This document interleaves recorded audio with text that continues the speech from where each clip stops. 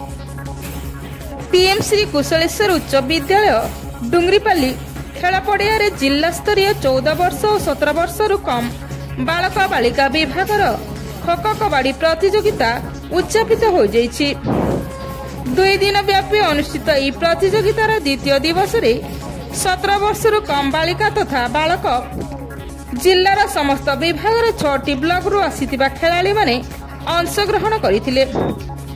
उद्यापनी समारोह रे जिला क्रीड़ा अधिकारी श्री चित्तरंजन मिश्र मुख्य अतिथि भाव जोग देथिले।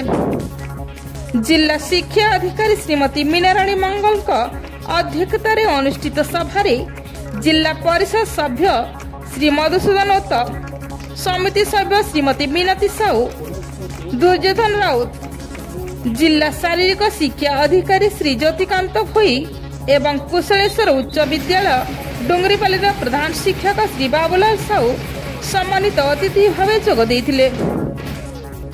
खेल शिक्षक संजीव कुमार साहू संयोजन अनुष्ठित कार्यक्रम विज्ञान शिक्षक श्री चकानयन मेहर अतिथि परिचय एवं प्रधान शिक्षक श्री बाबूलाल साहू स्वागत भाषण प्रदान करथिले। जिला शारीरिक शिक्षा अधिकारी खेल संक्रांतीय रिपोर्ट प्रदान करथिले। शेष में अतिरिक्त जिला शिक्षा अधिकारी छात्र छात्री को क्रीडार महत्व और उपयोगिता उपरे उद्बोधन देले।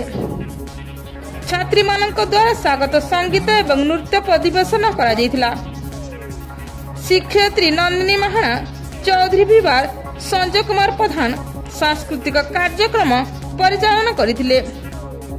क्रीड़ा शिक्षक जयनारायण मिश्र, प्रहलाद नायक, अनंतराम मेंडली, कन्हई चरण प्रधान, संध्याराणी खेती, पद्मिनी साहू, हरिश्चंद्र साहू, जसवंत पटेल खेल परिचालन करथिले।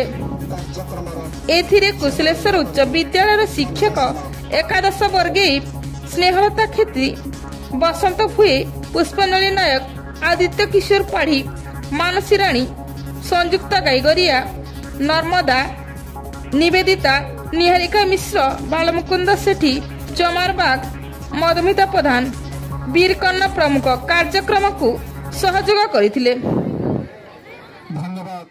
ब्यूरो रिपोर्ट, तनसन टीवी।